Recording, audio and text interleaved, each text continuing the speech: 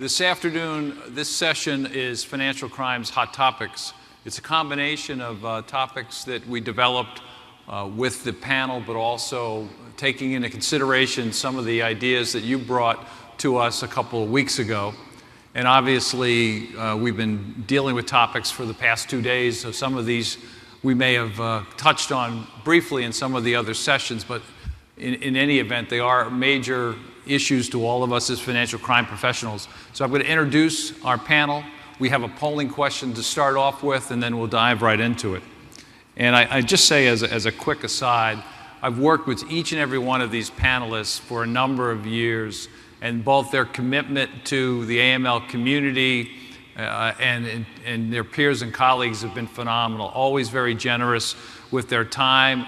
They have different roles and responsibilities, but I'm very, very pleased they're able to take time to come down here to the conference and participate in this and other panels. To my immediate right is Susan Galli. Susan is the Managing Director, Advisory Financial Crimes Unit at PwC. She's also a member of our ACAMS Advisory Board. Michelle Neufeld is the Chief Compliance Officer at GE Capital Americas, and Michelle and I briefly worked together at Bank of America several years ago. Next to Michelle is Sarah Runge. Sarah, Director of the Office of Strategic Policy, Terrorist Financing and Financial Crimes for the U.S. Department of Treasury, and the lead person for the FATF delegation from the United States. And last but not least is Rich Weber, the Chief of the Criminal Investigations Unit, the Internal Revenue Service. And Rich and IRS particularly have been tremendous partners for us for many years, and we appreciate Rich taking the time to come down here today. So let's go to the polling question. What is your key challenge for 2016 and 2017 cyber attack responses and prevention, the CDD rule implementation? We did a nice session with Sarah just before lunch. Terror finance detection. Dennis Lermel ran that session this morning. And AML financial crime training. So we're going to leave this up for a few minutes. What I'd like to start with, I want to actually ask Rich to give us an update on some of the things that his group is working on, his agency is working on, and then we'll dive into some of the hot topics, and the panel will, of course, weigh in on those. And we can take questions as well, so that's also available. So Rich, if you don't mind, Great. What's happening in your world, which I'm sure a lot is. Great. Well, thanks, John. Thanks for having me, ACAMS again. John said that he would give me about 45 minutes. An hour, yeah. Talk a little bit about CI. It really is great to be here. These chairs are way too comfortable. And after being out a little bit late, I won't say what I was doing, but after being a little bit late last night, I honestly feel I can fall asleep. And I would be remiss, too, if you never mention Rich's socks, he gets offended. I was hoping that was going to be the next polling question. He's got great-looking socks today. Right. That's a hot topic. Yeah, that's a hot topic. Yeah, well, the funny thing about the socks is I am now known as the sock guy, so it doesn't matter what I say. Conference after conference, people come up to me and say, oh, you're the sock guy. So in any event, it is great to be here. For those of you who did go gambling last night, I have a bunch of IRS people on the side here. If you just want to fill out your form and just save time later on declaring your winnings, you can if you guys want to just raise your hands. So IRS CI, we have a lot going on, and I did promise John I would only take a few minutes at the beginning, because there are a lot of topics that everybody wants to talk about. In terms of kind of what our challenges are for the coming year, it's some of the same challenges, quite frankly, that we've had over the last couple of years. We have a significant budgetary issue, and an issue trying to replenish our troops. We lose about 150 agents per year due to retirement. And we haven't been hiring up until recently. So that is a tremendous challenge when you consider the landscape of what we are involved in and the different types of investigations that we're responsible for. So in the last, I've been there now for 4.5 years. So in the last 4+ years, we've lost over 600 agents, and we've hired about 75. So it's a significant issue for us going forward. And when you look at kind of what the landscape is for us and what our mandate is, we're the only agency that has authority to investigate tax crime cases. So when you look at all the offshore tax evasion and what's going on in that arena, we've had tremendous success with our Swiss bank program, working with the Department of Justice. A lot of good work in that area. When you look at identity theft and what's happening in that area, it has just been absolutely tremendous in terms of the amount of investigations and the complexity of those investigations. FATCA is another area that we're tremendously involved in. Panama Papers, and without confirming or denying what active investigations may or may not be ongoing today, that is just an unbelievable volume of records and information that is out there, which I think does tie in nicely to the beneficial ownership issue that I know we're going to talk about later. But that is a tremendous area of focus for us going forward. I mentioned identity theft, but an outgrowth of identity theft is cyber, data breaches, and everything that's kind of going on in the dark net, which I've spoken about before, and it's just an incredible, scary place of so much criminal activity. I mean, it's a smorgasbord of criminal activity, not just tax-related crime or money laundering. I mean, there's any type of crime that you can think of, and you can find really any bad actor and any bad activity on the dark web, and it's something that we're going to be specifically focusing on. I was a little bit surprised that the cyber attack prevention responses was only 18%, because that is an issue that I hear from industry time and time again, and something that I think we all have to deal with moving forward. And then just in the AML space and the BSA space, we are still the largest user of the BSA data. We will continue to be a user of the BSA data. And I think we've worked on some tremendous investigations. FIFA is just one of those, and I think we'll have more announcements coming up in the near future in that case. But we've been able to really work on some significant investigations across the country, even though we're down hundreds and hundreds of agents. But when you look at kind of the landscape of criminal activity, especially in the AML space, there's no one better at investigating financial crimes than an IRSCI agent. I've said that before, and I'll continue to say that. I've worked with them now for 4.5 years. I've worked with them as a prosecutor. And the fact that we're diminishing our staff because of congressional cuts, it's just not acceptable, and we need to get additional hiring authority. We need to replenish our troops, and we need to continue our strong focus in the AML area.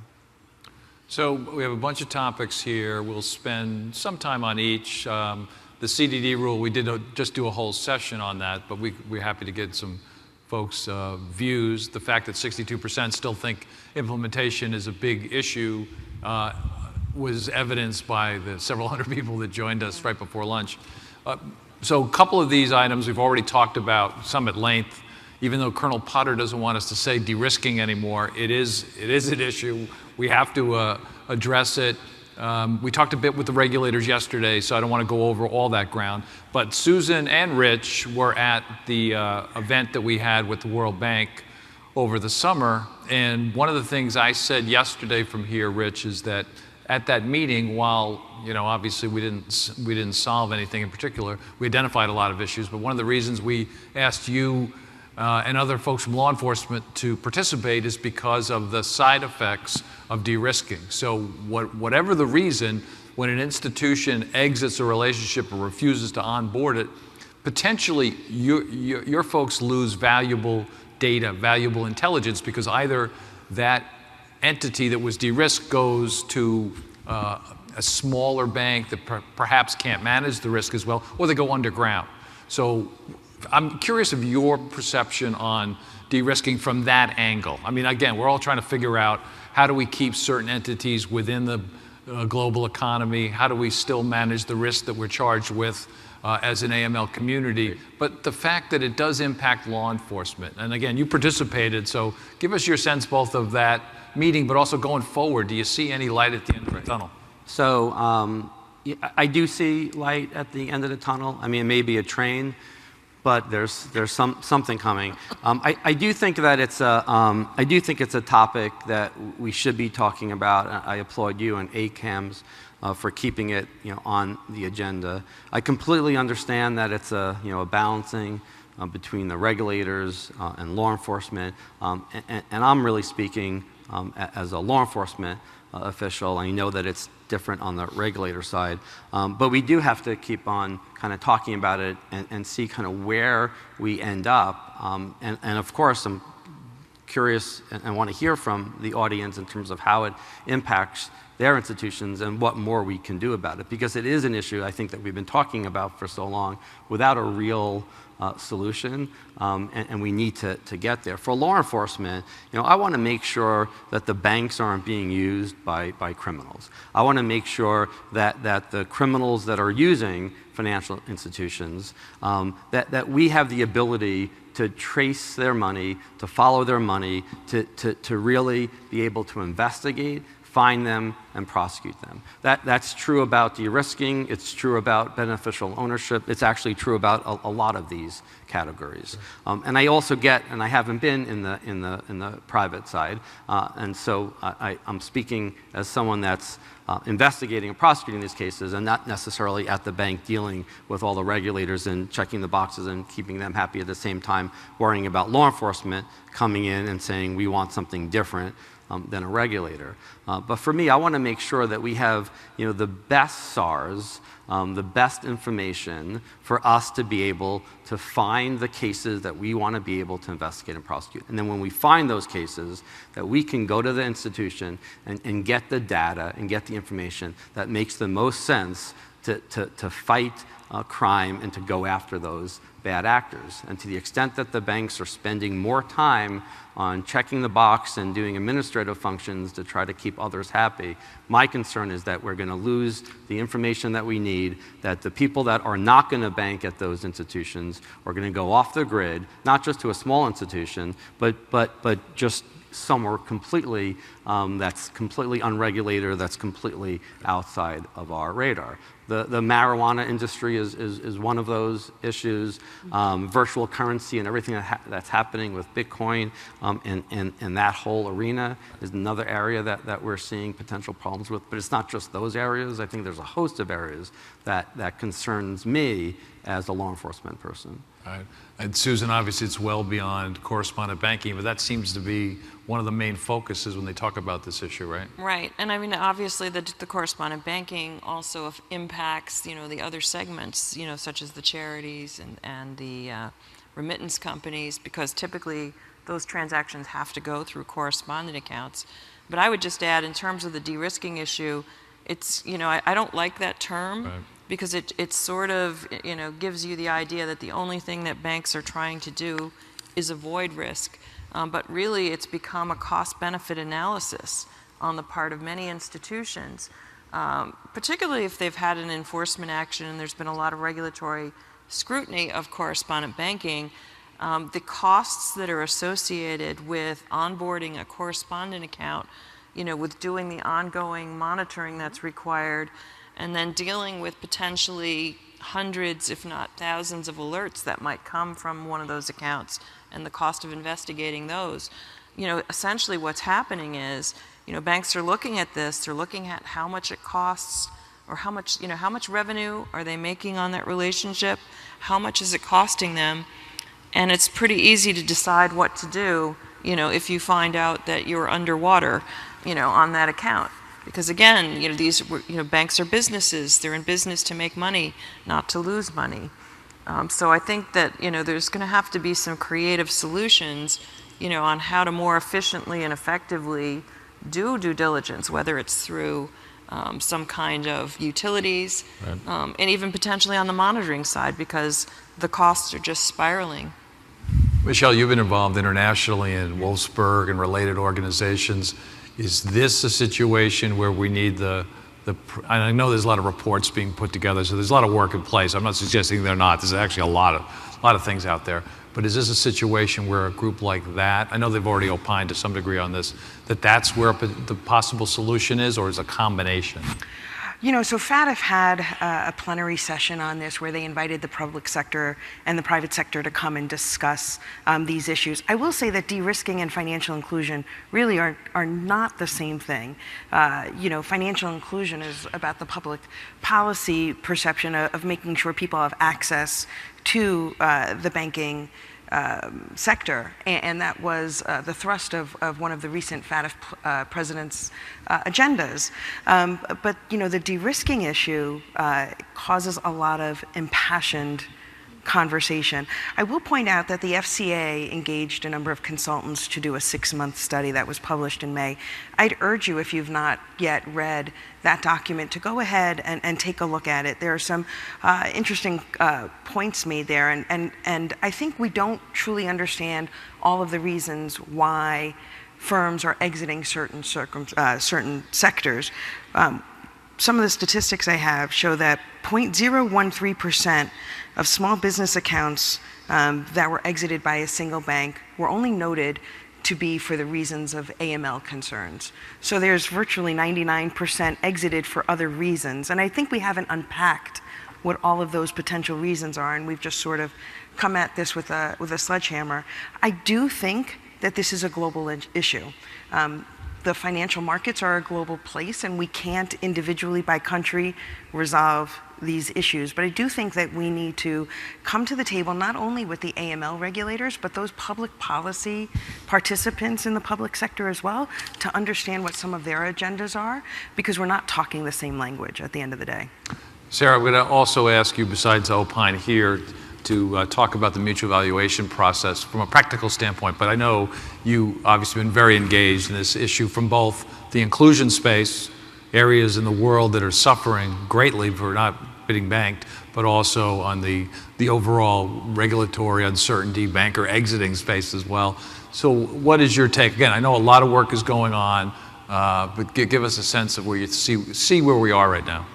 So I think from our perspective, we actually have sort of crossed over into more of a solution area, given the amount of work, and I completely agree with Michelle, this is a global issue. The US is often sort of at the forefront of this as a result of a view that it's our institutions that are driving a lot of this, but it is not only a US issue in terms of where these terminations are taking place and these exits are taking place.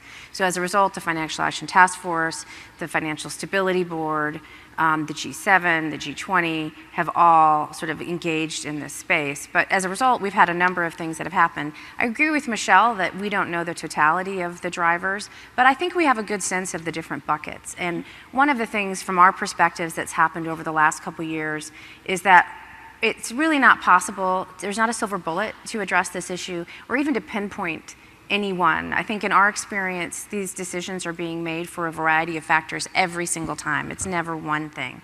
But at the same time, we've learned a lot and have been listening very closely to criticisms, either levied at us or others, and we've been doing a lot. And I just kind of want to list some things that are going on in a positive way.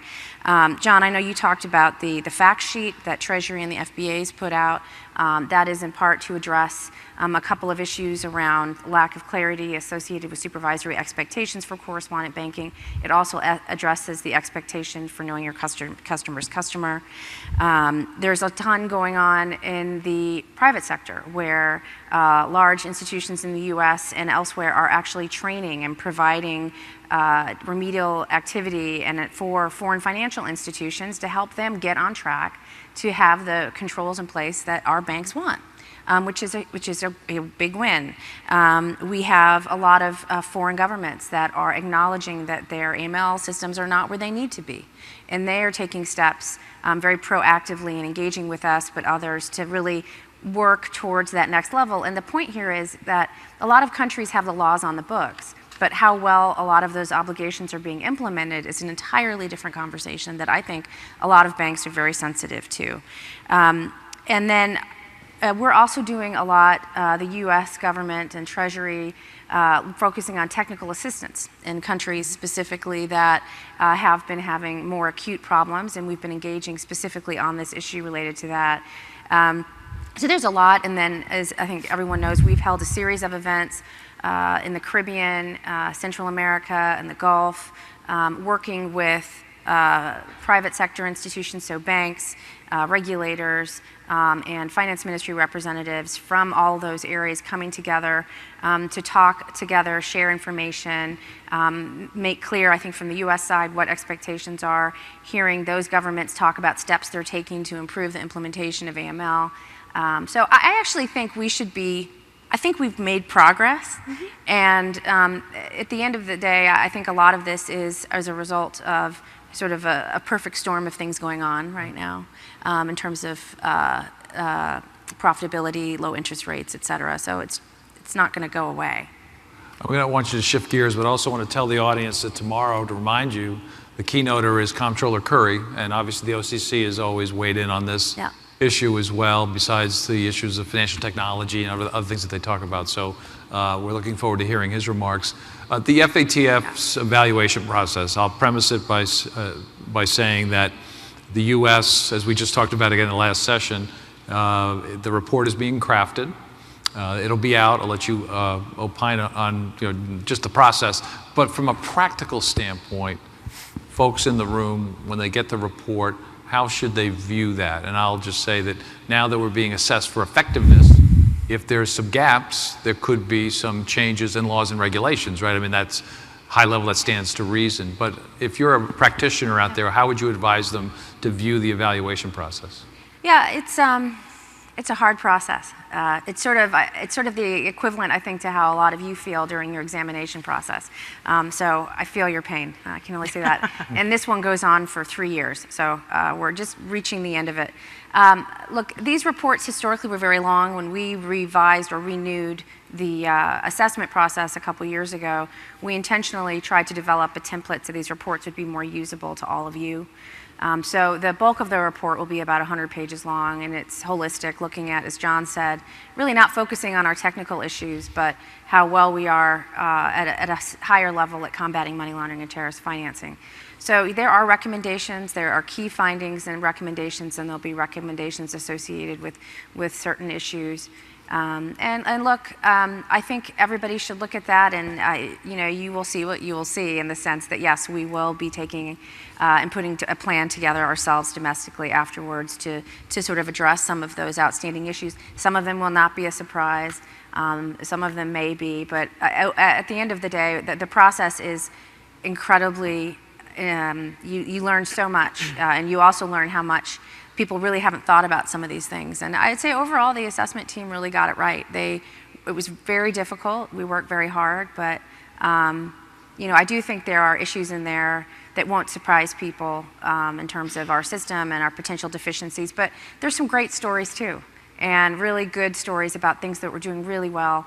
And that does, of course, include the work that all of you do. So it's some good stuff too. Are you able to talk about what the issues are today? No. Or, no?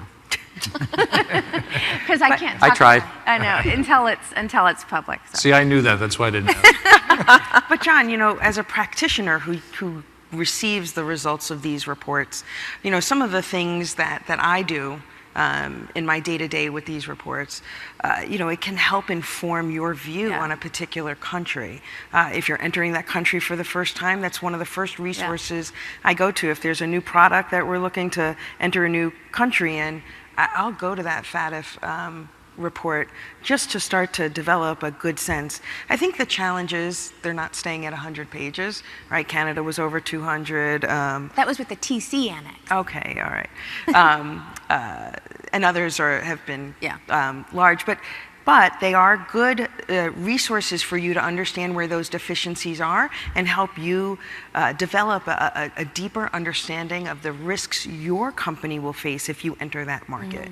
I know that the U.S. has worked hard. A number of the countries have worked hard, and it's been longer than 3 years. I think you guys have been working really since the 2007 report, and I hope it does reflect the progress that has been made because the U.S. has made that progress. So the next topic, don't want folks to take a view pro or con, but there's a number of terrorist financing legislative vehicles out, and I think we all don't necessarily believe Congress will pass anything, although there is one that passed both the House and Senate dealing with litigation ability against Saudi Arabia. Again, not weighing in on that, but that was the only legislation I'm aware of that the president has vetoed, and it looks like it may actually be overridden. That's one piece that's out there, and folks can feel free to opine if they want. But more importantly, there are other bills out there, and they're in reaction to hearings, reaction to issues.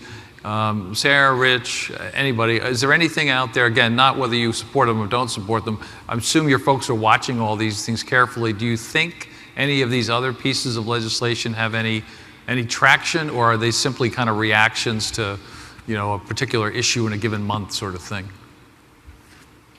Yeah, I mean, as we said in our last panel, it's tough to say, I think, what will or won't move on the Hill these days, but they are an interesting hodgepodge of bills, and we have looked at them, and some of them include some issues that, I think we'd be fine with moving forward. Obviously, due to recent events, I think there's a tremendous amount of interest or desire from Congress to be seen as being responsive. I wouldn't say that some of these are necessarily directly correlated to that. I don't think we necessarily imagine them getting traction, but I've been amazed. I think a couple of them have passed the House, but not the Senate, so more than I would have anticipated, frankly.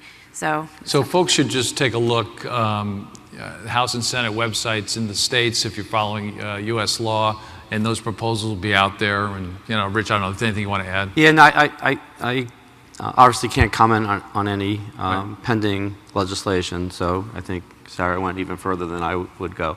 But for me, as a law enforcement person, we need to make sure that we're sharing information, not just with other U.S. Enforcement agencies, but with our law enforcement partners around the world. I think we're better today than we were, 15 years ago. I think we still could be better within the U.S. with our domestic agencies, but then with our partners around the world.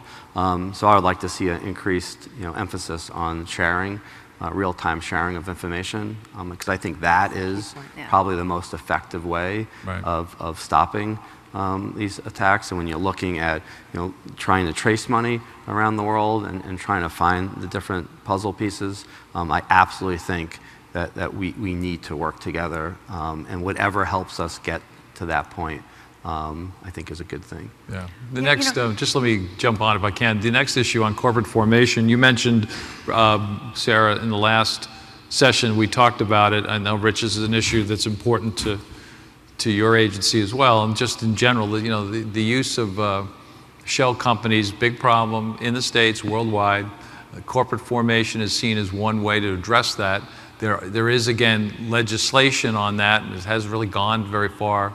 We have the CDD rule now, which puts a lot of onus on the banks, but the information the banks have to capture is obviously not as complete as it could be if the corporate formation laws had changed. I don't know, Sarah, you don't have to repeat everything you said before lunch, but just a little bit for folks out here to be watching that issue, because I think it's going to continue to be an issue, and it may actually move at some point. I think there's actually bipartisan concern about it. How they deal with it is probably the question, but I think there's bipartisan concern as near as I can tell. Yeah, I agree, and what I was saying in the last session is there are currently 3 pieces of legislation that have been introduced in this Congress. 2 are iterations that we've seen in the past. The third actually was introduced by 2 senators from Delaware and 1 from Nevada, which I think is actually really important, because as we talk about this issue and we talk about, I think, an increased drumbeat to need to do something, I think it's very relevant that you have folks from Nevada and Delaware that introduce legislation. I remain an optimist on this. As I said in the last session, the Panama Papers we had hoped would give us a bit more of a push. Clearly, this is now a household problem, which I think is good. I don't think that a lot of people really understood it before.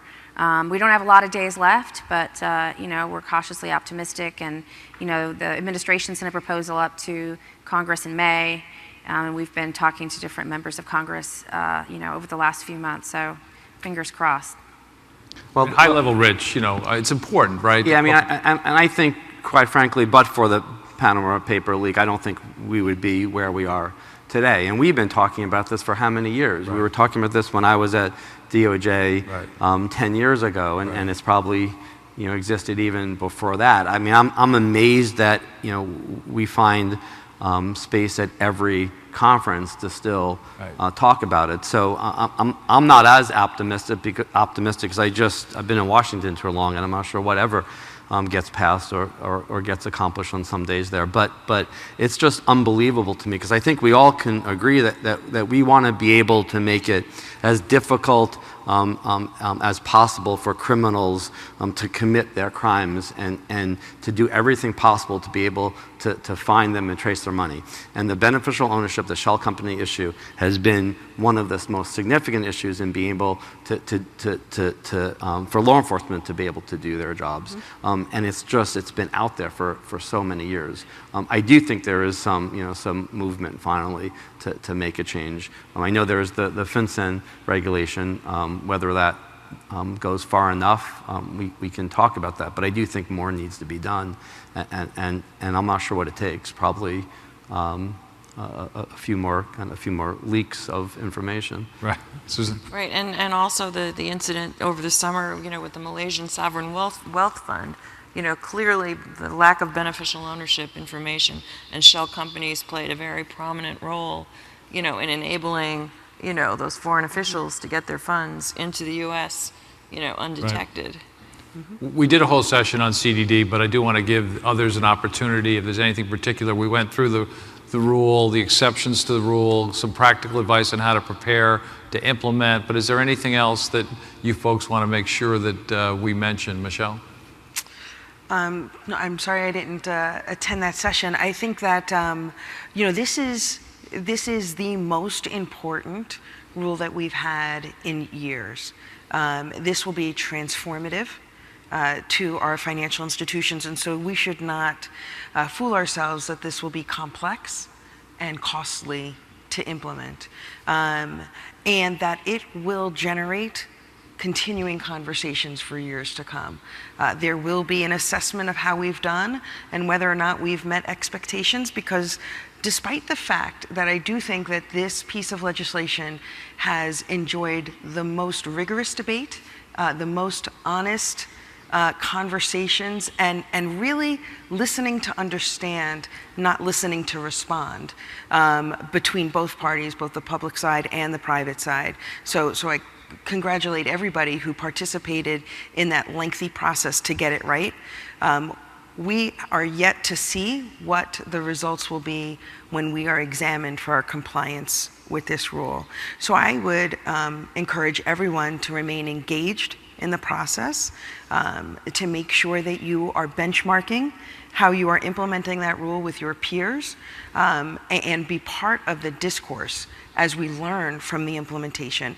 Because I think that, not that I'm going to foreshadow what's in the mutual evaluation report for the U.S., but you will see a convergence of these sorts of topics, and how we do there will really be reflective of how the U.S. is seen on the global stage. Anything you want to add, Rich? Okay. I don't. Let's quickly, Susan, one of the things that FinCEN and the SEC, I believe, together proposed rulemaking on bringing registered investment advisors under the AML umbrella, if you will. Talk a bit about that and where we are. I know we're kind of far off, and obviously nothing's final. Anything that folks in the audience should be preparing for or paying attention to? Well, I think, it was proposed, I think, almost a year ago at this point, and I will say that having met with some of the industry representatives, apparently it wasn't a rule that really got a lot of attention from them at the time. It seemed that there were other rulemakings going on that were taking up more of those folks' attention. The last time I asked FinCEN about it, which was about 2 months ago, they said they're still considering it. It's not dead by any means. And given some of the other things that have happened, it's likely to come out. But I do think it's an area that, if you're in that space, you really should be focusing on it. I was very surprised even that some of the, more senior compliance officers in some of these firms hadn't really read it even Really? a year ago. Good. Now, hopefully they've had time to look at it since. You know, from my perspective, John, I think what's interesting is the bifurcation between the mutual fund industry and the RIAs, and we always see them so coupled. And I think one of the concerns from that sector of the industry is harmonizing those expectations, because the mutual funds have been in it since the beginning. They were one of the first 5 defined financial institutions to have the whole plethora of requirements under the Patriot Act. What we're seeing now in this RIA rule, which, you know, we've been talking about since about 2005, I think, doesn't come up to that same standard. And I think that it is going to create unnecessarily some complexity, because those firms are really quite so intertwined. And I think that that's one of the concerns.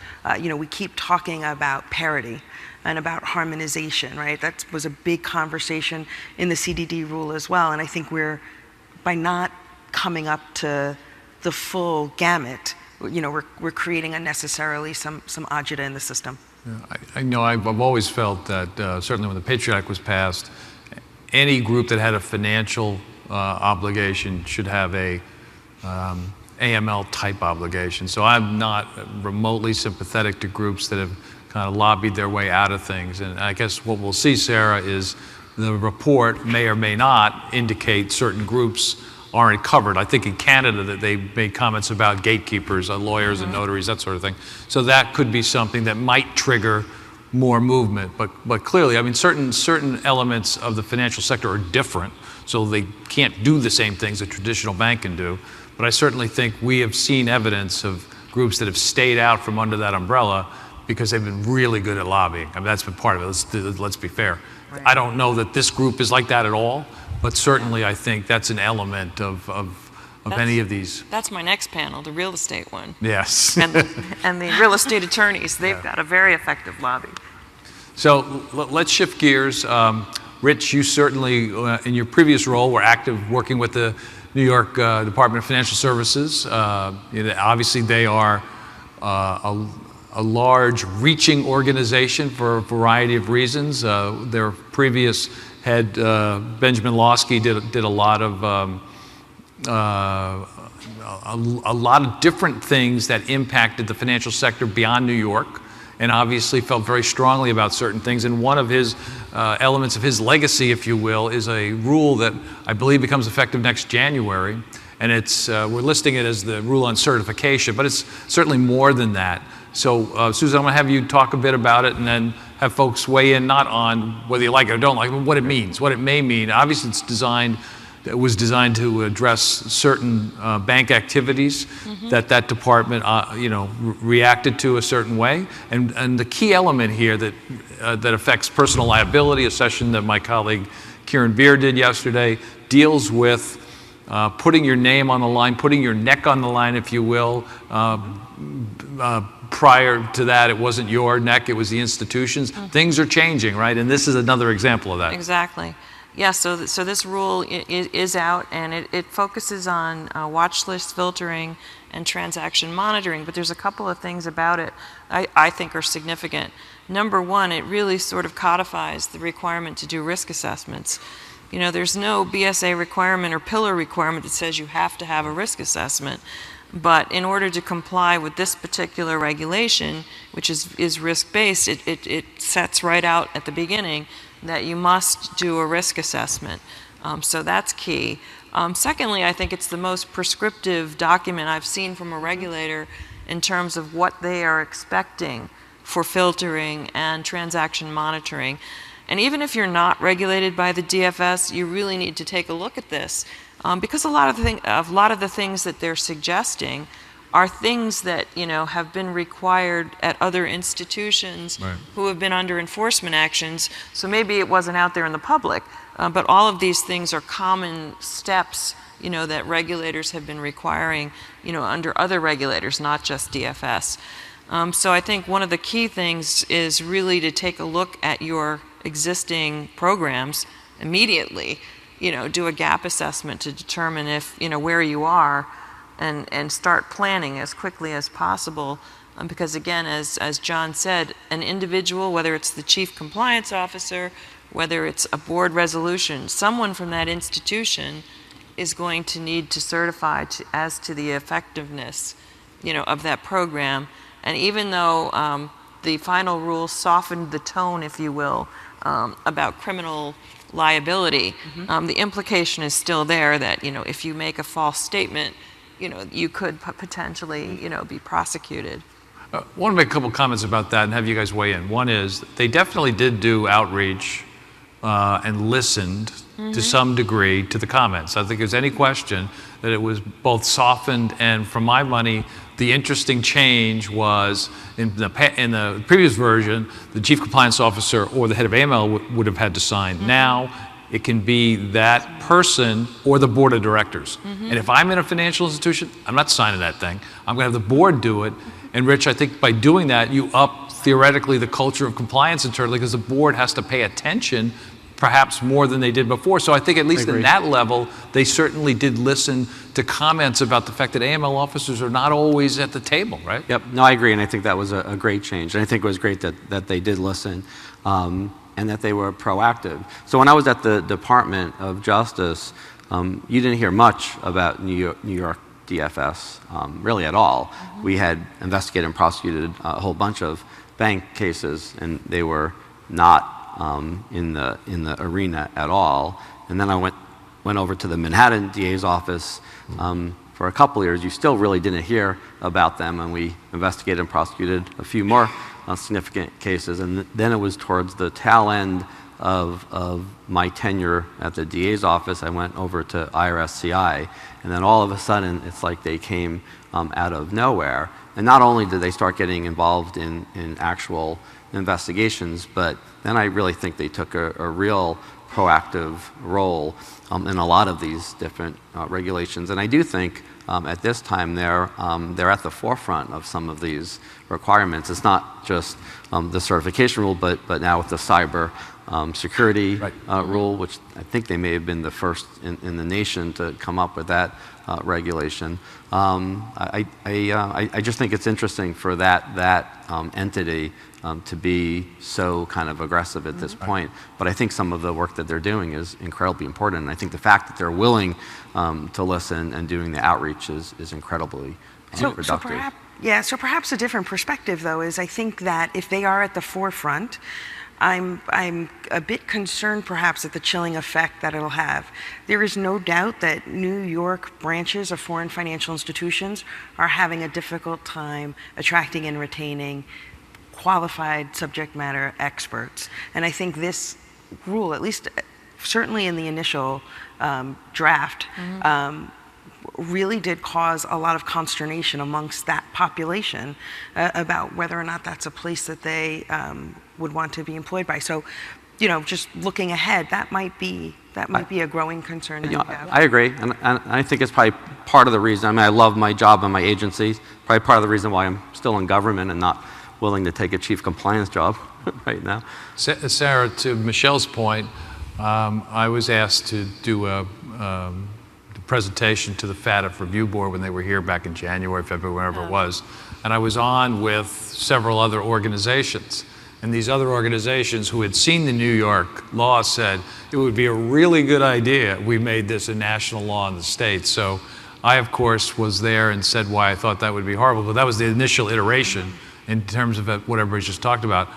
I'm really curious to see what the final report says, if anything, about that. I don't think a lot of folks raised that with their group, but this was, I don't mind saying, this is Transparency International, obviously at the forefront of looking at corruption. They do a lot of good work, but they really felt, and I think the political winds are clearly shifting, not just in our industry, but not just in our world, AML, but let's face it, we saw the major case last week, we've seen the hearings, we've seen the pressure points. It's somewhat bipartisan now. People are going after individuals and for a lot of different activities. So I do think, to your point, Michelle, this could become something that gets addressed in our world. Rich? No, and you mentioned culture of compliance without talking about any particular case or bank that may be in the news recently, but when you talk about recent events and kind of what's happening with respect to the culture of compliance, it adds a lot of strength and weight to these types of proposals. Absolutely. So let's shift a little bit. Susan, you already talked a bit about risk assessment because of this legislation. Talk a bit about some sort of your views on best practices regarding that. And I think we heard about risk assessment yesterday at the regulator panel. Yeah. We certainly have seen it in other sessions. Yeah, we did a session on it yesterday, Yep. and I told folks that, risk assessments are necessary. They're kind of like colonoscopies. It's something you have to do. The preparation And the prep is worse. But, hopefully the results will detect, any weaknesses that you may have.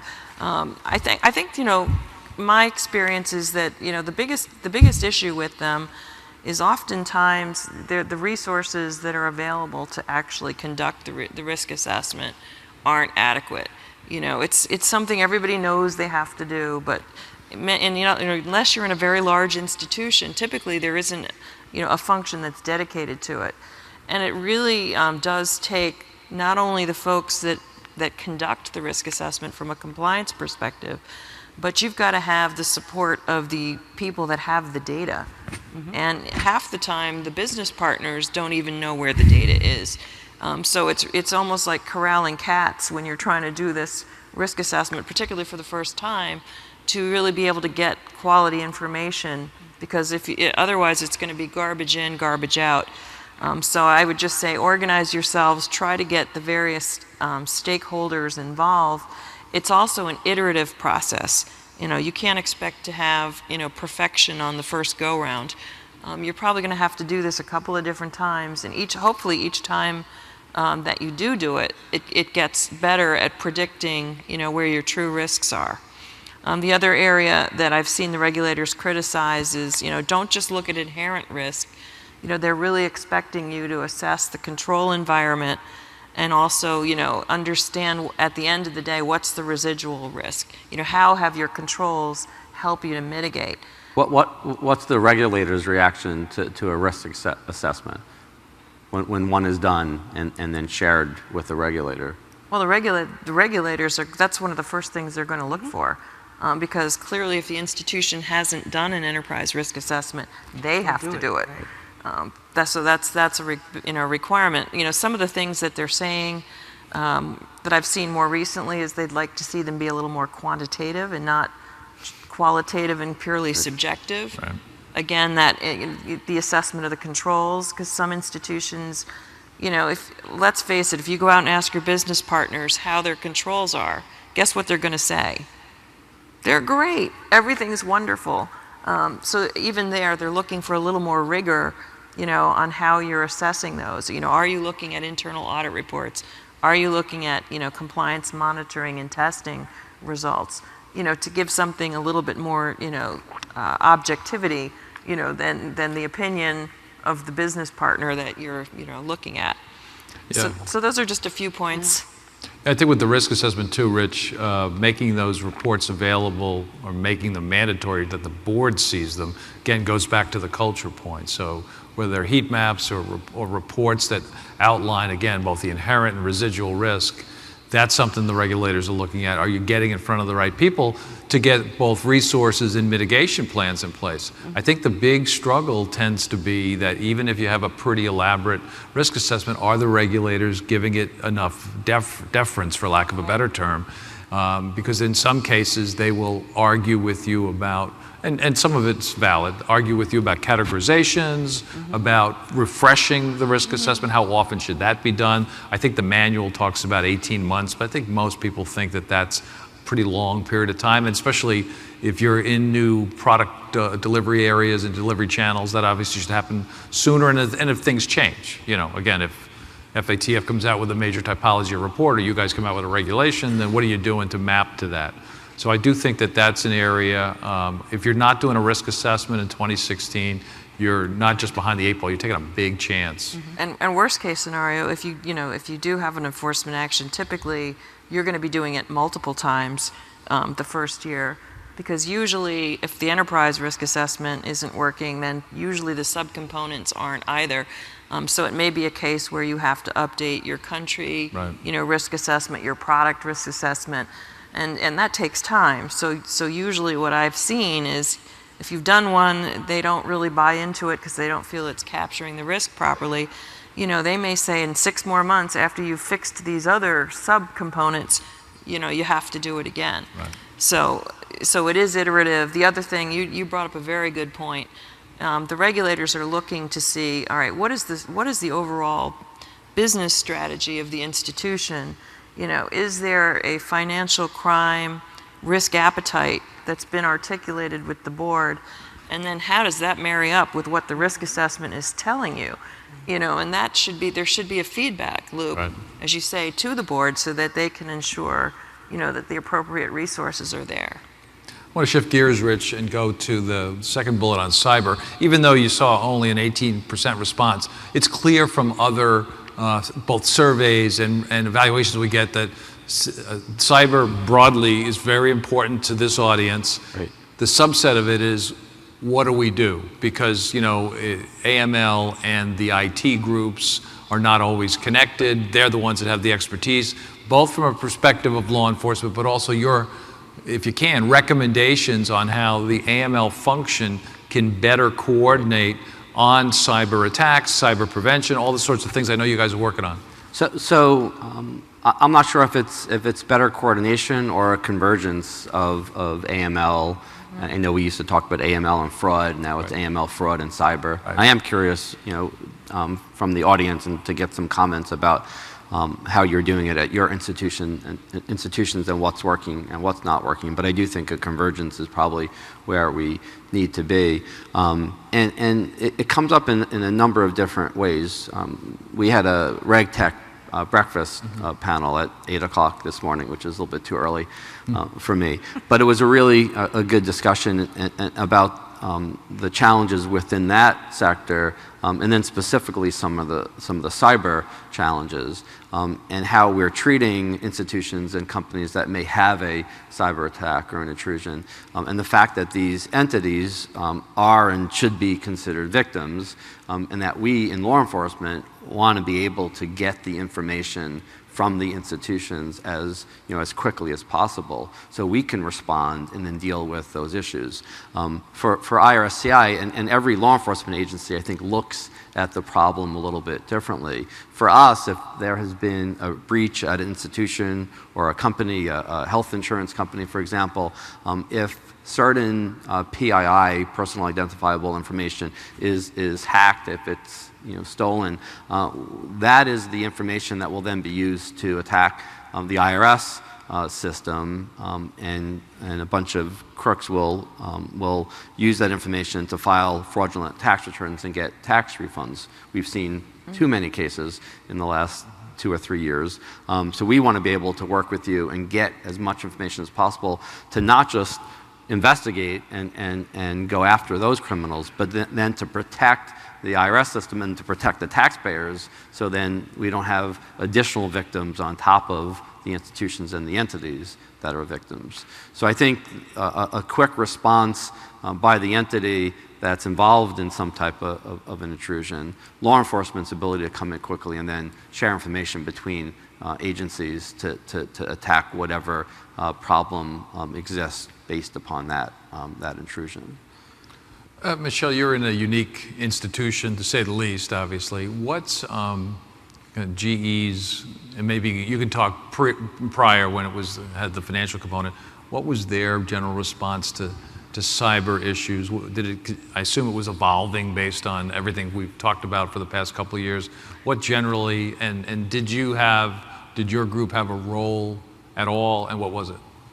So GE specifically is really moving to the digital age, and has really beefed up its information security and cyber activities, and there does continue to be growing and strengthening bonds. We have our head of information security attend our compliance governance processes. We have them present to us regularly on incidences and proactively looking at how to beef up the program. In previous institutions, we had within our teams red cell groups, hacktivists, right, that would try to hack our systems so that we could learn from those processes to prevent them. Really some cutting edge stuff years ago, with IP addresses when that was all coming out and including them. You can't underestimate the value that those details provide to law enforcement when you include them in suspicious activity reports. I think the de-siloing, right, and starting to really look more and more horizontally across your organization, you will find there are pockets of groups that are doing just incredibly interesting things that can inform and mature your program. So those are some of the things that we've done in past institutions. Shifting back, you talked a bit, Rich, about information sharing, and it's broad. We all care about it. Sarah, in terms of the FATF in general, I think they've been very proactive or supportive of the concept of both information sharing among institutions, but also between government and private sector. There's no, quote, global standard, but how much play does that get, especially in the area of terrorist finance prevention, which is obviously one of the key places where that's important? Yeah, this has been an issue on FATF's radar for a long time, but it certainly has come to the front of the agenda again after some of the terrorist attacks in Europe. And we're actually working on a guidance document, a best practices paper for information sharing, and it's multifaceted, as you said. It's not just those two, private sector to private sector to public sector, both ways. It's also within public sector to public sector. And a key issue in terrorist financing has been concerns about law enforcement, FIUs, intelligence communities in one domestic, one country, sharing information and not siloing it, which is a lesson we learned in 9/11, and we have fundamentally revamped, but it's one that's getting a lot more discussion in FATF. So there's actually a number of work streams, and they're ones that we've been looking at, but that, again, we're looking at it with a new lens. I will also say that some of these issues in terms of information sharing, it's kind of like the cyber conversion, but it's not, because it hasn't happened, unfortunately. We need a conversion with some of our data privacy or bank secrecy individuals in jurisdictions to be engaged. So in some countries, for example, those people are part of the AML. They become part of the AML conversation, so they understand why it is there's a need to share information in the context of money laundering and terrorist financing. But I think a lot more countries need to do that. And so part of what we've done this before, but we need those people in the room. The problem is that every country is different. The barriers are different. So for some, it's data privacy. For some, it's bank secrecy. But the key point is it's legislative in every single country, and it's unique. So there's no one-size-fits-all solution to addressing it. Big issue for you, Rich, right? Information sharing. Let me ask you kind of a curveball question. Dennis Lormel mentioned this morning on the Threat Finance panel that one of the things he had talked to the 9/11 Commission about is the need for something like security clearances for bankers, so that bankers could get some ability to share information. What's your thoughts on that, if any? I know I'm just asking you this now, but it seems to me that having a point of contact at each institution that had some sort of clearance could be helpful, and I realize there could be a lot of complications. Yeah, I think it's a great idea, and I think Dennis only has great ideas. And he's sitting right there, so I can say that. But no, I think that's great. I know the FBI currently does it, and I think we all should do it. We don't currently do it because, quite frankly, we have a significant issue just having the Treasury Department give my own agents clearances. And there's a backlog that's way too long. So I would love to be able to get all my agents the necessary clearances so we can do our jobs, and then to try to figure out a way to expand that to the private sector and the banks that we're working with continuously. We have bank share forums on a regular basis, but there's only so much information that we can give them. And we often feel that if we were able to give them a little bit more information, we can then receive a lot more information from them. They have so much data and so much information that's out there, and there's a way of I think, doing a better job of getting that information. They just need to know what we want and how they can help us. So I do think a lot of it is on us in the government to find a way to give them that ability to feel protected and get us the information that could help us do our jobs. It's interesting. There's a parallel in the cyberspace, and it's called the FS-ISAC, which is, as I think everybody on the panel knows about that, that's banks with a designated person on a protected server share information about cyber attacks. And so they'll post something. It's like a glorified discussion forum, if you will, but it's very, very effective and very useful. The SharePoint. Yeah, and it's too bad that we can't do something like that in AML. Like I said, you do the banker outreach, which is great. I know Steve Gerdak, who's with, I think he's with the HIDA in the Northern Virginia area. He actually organizes quarterly meetings. It's private public sector, and they talk about typologies, right. and they have presenters come in. That's a little different than sharing particular types of information, but it's very valuable, and people get a lot out of that. It is, but and I think it's great, and we actually do that across the country in our field offices. But there's a difference in my mind between sharing information about a closed case, a case that's already been prosecuted, maybe that has started 3 or 7 years ago, versus real-time intelligence and information that we have, but we just can't give you the information, to then give us more information. Yeah, but it's an area that I think, Sarah, we could certainly in the U.S. improve upon, information sharing. As you just said, there's so many complicated things around the world that prevent it. There's some good progress happening here, but much more needs to be done. To Rich's point, the financial sector has all sorts of data, and the financial technology sector, it's unbelievable what they can do with the data that they have. We have But couple more. John, Yeah, sure, Michelle. Just quickly though, we in the private sector, if we have a global institution, suffer the same issues. Yeah, I was about to say that. Right? Yeah. I mean, and so while I appreciate all of this conversation as well, it's troubling within a single institution to not be able to see the breadth of information that should be at our fingertips, but for all sorts of reasons, as Sarah was saying, we're prohibited from or asked to choose whether or not we maybe bounce up against a privacy rule in order to have that more holistic knowledge. Right. And it is something that we have been talking for years about in the public sector, private sector dialogue. I am encouraged that we continue to bring more stakeholders to the table because that'll only help us, I hope, get over the hump and really make improvements. All right, one more poll question related to the culture of compliance that we already talked about. Is your board of directors actively engaged in AML oversight? Yes or no? We asked this question last year. I won't prejudice your answers by telling you what happened. But this became pretty useful information given what we talked about a year ago, and obviously more has happened in the past couple of months, to say the least, dealing with board of director oversight. So as those are up there, the last two items I had sanctions somewhat broadly. I know we've been doing sessions on sanctions, but I'd like to go to the last one first, Michelle, and that's the mega bank case, the Taiwanese bank in New York. There were some themes in there that were worth sharing with the group, so I'll let you do that. Yeah, no, I appreciate it. So this is Superintendent Vula's, one of her first actions under her administration. She, quote, called their program a hollow shell, fundamentally lack of understanding of the need for a vigorous compliance infrastructure.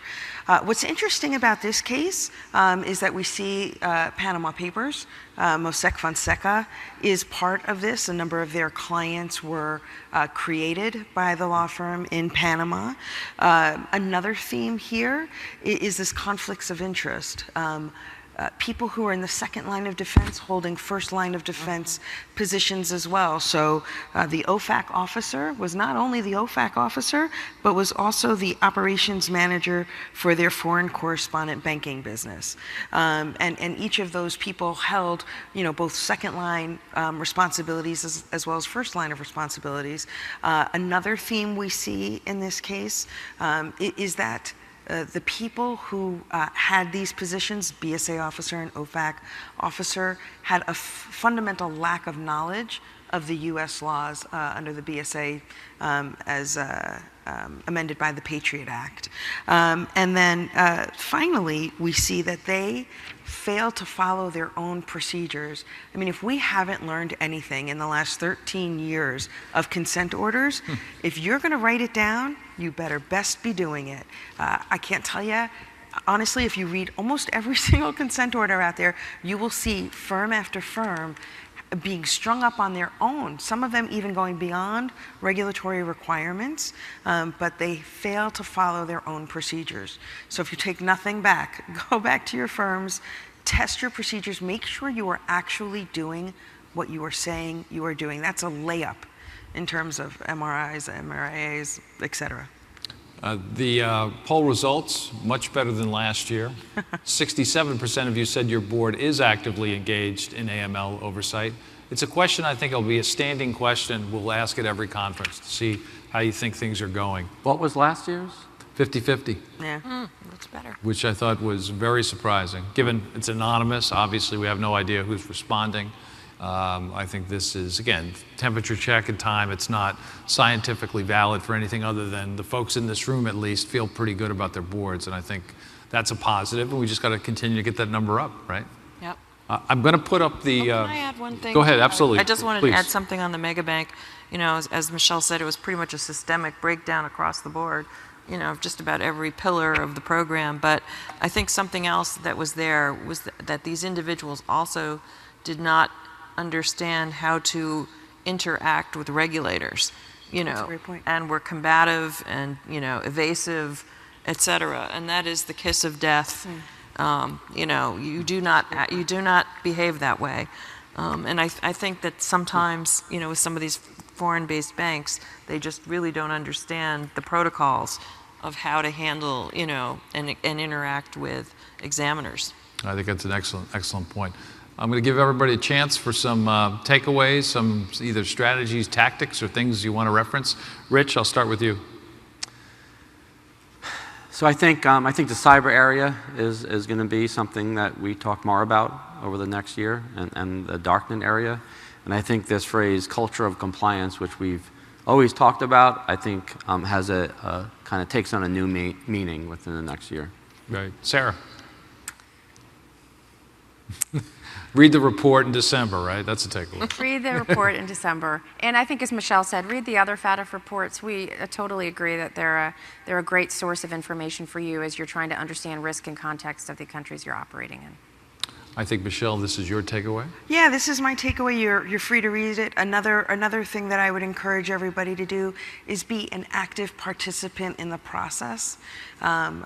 You know, our public sector partners want to hear about our experiences and our learnings and our understandings, and it will truly make the system better at the end of the day if we all come to the table and agree to share.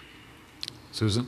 Well, I'm just going to echo something that was said in the session I was at before lunch, and it was that, you know, now compliance does have a seat at the table. You have to be proactive and, you know, bring value to that seat. You know, otherwise we're going to lose it. Mm-hmm. I would say, I would just say quickly in terms of things like hot topics, if you're an internal AML professional and you need to get information to your board and other places, don't simply forward documents, do summaries, do analysis of where that might fit with your institution. Rich, you had something else? No, I just wanted to say, because I always like to say this at these conferences, I wanted to thank everybody here, especially those in the financial industry, because I do think that people that come to these conferences really want to do the right thing and really take the whole compliance area seriously. And we couldn't do our jobs with respect to law enforcement and the whole AML area without your work that you do every day. So thank you. And I want to thank each and every one of you, again, not just for today, but your ongoing commitment to the AML community. It's very clear to me and others how you guys have made a major difference, and that's very important. Let's thank our panel, everybody.